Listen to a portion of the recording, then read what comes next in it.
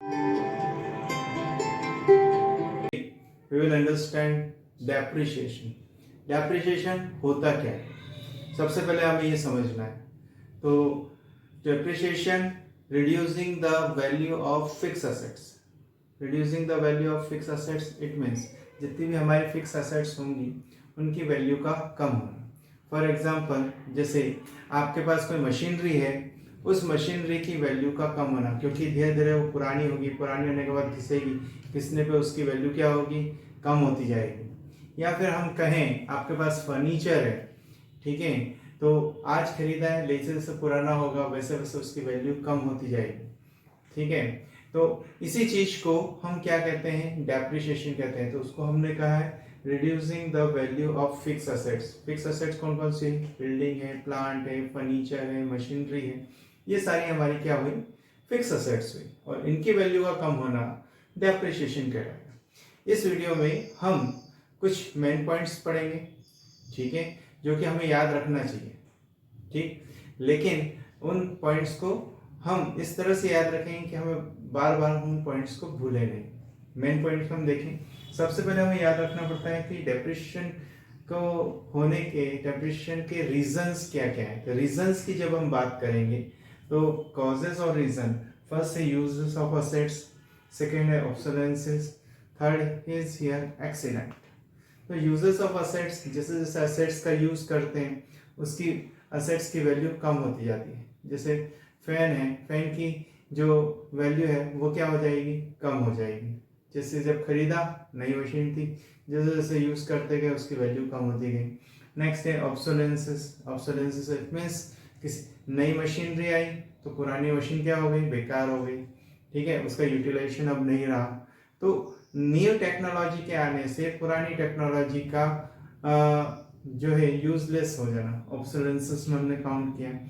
Accident हो जाना, it means machinery और इनका यूजलेस हो जाना या खराब हो जाना, या किसी भी कारण से वो पर्टिकुलर असेट्स यूजफुल नहीं रही। ये सारे हमारे कॉजेस हैं जो कि हम पढ़ते हैं। अब हम देखें तो इसकी मेन चीजों पे हम आएंगे। मेन चीजों में फर्स्ट है हमारे पास में मेथड्स।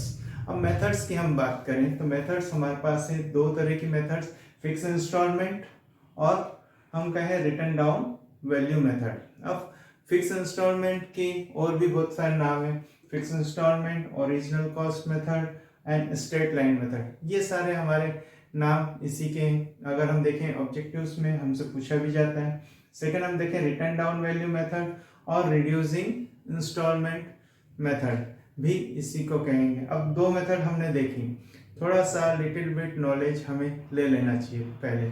तो फिक्स इंस्टॉलमेंट मेथड होती क्या है, हाँ, एक तरह से जब भी हम डेप्रिसिएशन कैलकुलेट करें तो उसका एक फिक्स अमाउंट निकाल लिया, एक उस फिक्स अमाउंट को बार बार हर साल हम क्या करेंगे कि रिड्यूस करते जाएंगे, तो उसको हम कहेंगे फिक्स इंस्टॉलमेंट मेथड। लेकिन इसी को हम यहाँ पे देखें written down value method, reducing installment method या रिड्यूसिंग बैलेंस मेथड भी इसे हम कहेंगे। तो इस मेथड के अंदर क्या होगा कि जितना भी बैलेंस निकलता है उस बैलेंस के ऊपर हमारा जो भी परसेंटेज फिक्स है वो परसेंटेज चार्ज होता जाएगा।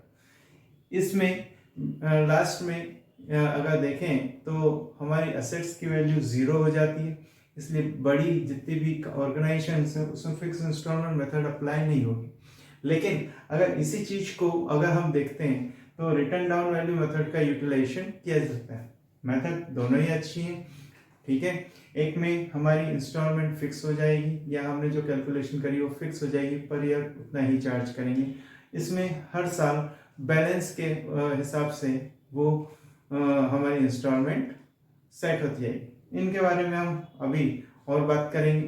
कुछ नई चीजें हम देख लेते हैं। हमारे पास दो फार्मूले हैं जो हमें स्टार्टिंग में ध्यान रखना चाहिए।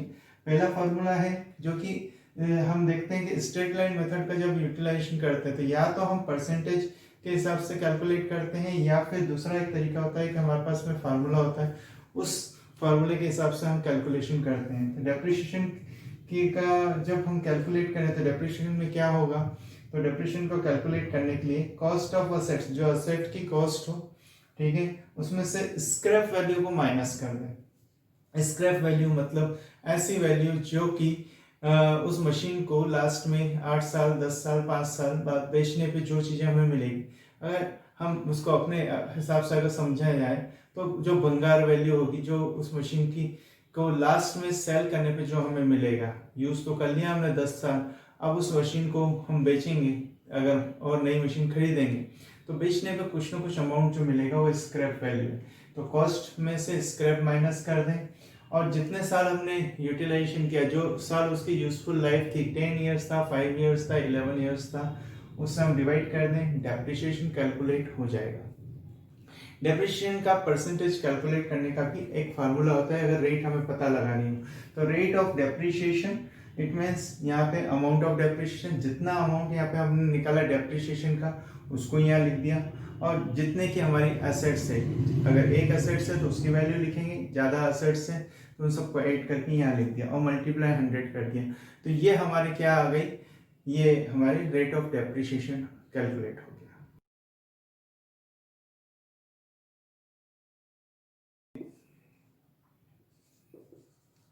ABC Limited purchased a machinery rupees 20,000 at the rate of 10% per annum depreciation. Okay, ये depreciation rate.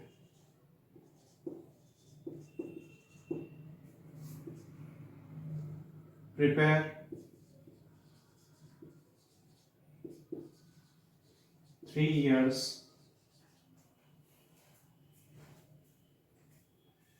machinery account and depreciation account, right. इस तरह का क्वेश्चन हमें मिला। अब हमें इसमें देखें तो क्या क्या चीजें, सबसे पहले हम इसमें इसके अंदर देखते हैं तो हमारे पास में है मशीन वैल्यू। तो मशीन वैल्यू की हम बात करें तो वो है हमारे पास 20,000, ठीक है। अब इसमें डेप्रिसिएशन रेट, तो हम रेट की बात करें, ठीक है, यहाँ पे हमने लिखा रेट, रेट है यहाँ पे 10% पर एनम। अगर मंथ में दिया हो तो मंथ में कैलकुलेशन करना है, अगर ईयर में दिया हो तो ईयर में कैलकुलेशन करना है। यहाँ ईयर में, ईयर के हिसाब से हम कैलकुलेशन कर रहे हैं, क्योंकि अगर हम देखें इसको तो रिटर्न डाउन वैल्यू में सॉरी फिक्स इंस्टॉलमेंट मेथड के हिसाब से हम कैलकुलेशन कर रहे हैं। तो सबसे पहले डेप्रिसिएशन कैलकुलेट करते हैं। तो डेप्रिसिएशन हमने निकाला यहाँ पे 20,000 का 10%, ठीक है। तो ये आया कितना, 2000। ये 2000 अगर हम देखें फर्स्ट ईयर के लिए भी 2000 रहेगा, सेकेंड ईयर के लिए भी वापस से 2000 रहेगा, ठीक है, थर्ड ईयर के लिए भी 2000 रहेगा। 3 साल तक का हमें अकाउंट प्रिपेयर करना है अगर, तो तीनों साल का जो डेप्रिसिएशन रहेगा 2000 देन 2000 देन 2000, उसकी अमाउंट में कोई चेंजेस नहीं आएगा, इसलिए हमने इसको फिक्स इंस्टॉलमेंट कहा है, ठीक है। अब जैसे इतना तो हमें समझ में आ गया। अगर यही चीज अगर हम देखते हैं रिटर्न डाउन वैल्यू मेथड के हिसाब से होती तो हम क्या देखते हैं उसमें, तो उसमें ये होता कि है तो यही डेप्रिसिएशन, तो यहाँ पे हम डेप्रिसिएशन ये किसके हिसाब से है, SLM के हिसाब से, स्ट्रेट लाइन मेथड या फिक्स इंस्टॉलमेंट मेथड या ओरिजिनल कॉस्ट मेथड। अब ये है अगर यहाँ पे तो डेप्रिसिएशन की हम बात करते हैं तो डेप्रिसिएशन अगर हम कैलकुलेट करते हैं किसका, रिटर्न डाउन वैल्यू मेथड से, तो उसका तरीका क्या होगा, तरीका ये होगा कि हमने 20,000 लिए, 20,000 का 10% हमने निकाला तो यहाँ पे आया कितना, 2000, राइट। अब ये हो गया 2000 फर्स्ट ईयर के लिए, ठीक। अब सेकेंड ईयर के लिए निकालना है तो सेकेंड ईयर के लिए निकालते समय हम क्या करेंगे, यहाँ पे 20,000 में से हम 2000 माइनस कर देंगे तो आएगा 18,000। अब इस 18,000 के ऊपर हम सारी कैलकुलेशन करेंगे, तो हमने फिर निकाला 18,000 का 10%, तो कितना आया 1800। ये कितना क्या हुआ, सेकेंड ईयर का डेप्रिसिएशन हो गया। अब थर्ड ईयर के डेप्रिसिएशन के लिए क्या करें, तो थर्ड ईयर के डेप्रिसिएशन के लिए हम फिर देखते हैं 18,000 माइनस 1800 कितना आया। अगर हम देखते हैं यहाँ पे, तो यहाँ पे आएगा कितना 16,200। ठीक, तो ये हमारे पास में अगर हम देखें तो 16, फर्स्ट ईयर का 2000 हुआ, सेकेंड ईयर का कितना आया 1800। अब थर्ड ईयर का निकालना है तो 16,200 मल्टीप्लाई 10 अपॉन 100, यानी कि थर्ड ईयर का डेप्रिसिएशन हुआ कितना, हमारे पास 1620। अब आपके पास में आप देखें, फर्स्ट डेप्रिसिएशन ये रहा, सेकेंड डेप्रिसिएशन ये रहा, थर्ड डेप्रिसिएशन ये रहा। दोनों मेथड में आप डिफरेंस देखें, इसमें हर समय 2000 ही चार्ज करना है, और इसमें हम देखते हैं तो हर समय हमारा डेप्रिसिएशन क्या हो रहा है, चेंज हो रहा है। ठीक है, फर्स्ट ईयर में 2000 है, सेकेंड ईयर में 1800 हो गया, थर्ड ईयर में 1620 हो गया। ऐसा क्यों हुआ, क्योंकि हम इसमें एक बार डेप्रिसिएशन निकाल रहे हैं और हर साल यूज कर रहे हैं, और इसमें हम डेप्रिसिएशन को क्या कर रहे हैं कि हर साल बैलेंस के ऊपर निकाल रहे हैं। जैसे 20,000 का 10% 2000 आया, तो अगले साल इस 2000 को हमने माइनस कर दिया तो 18,000 बचा, फिर 18,000 पे 10% निकाल रहे हैं।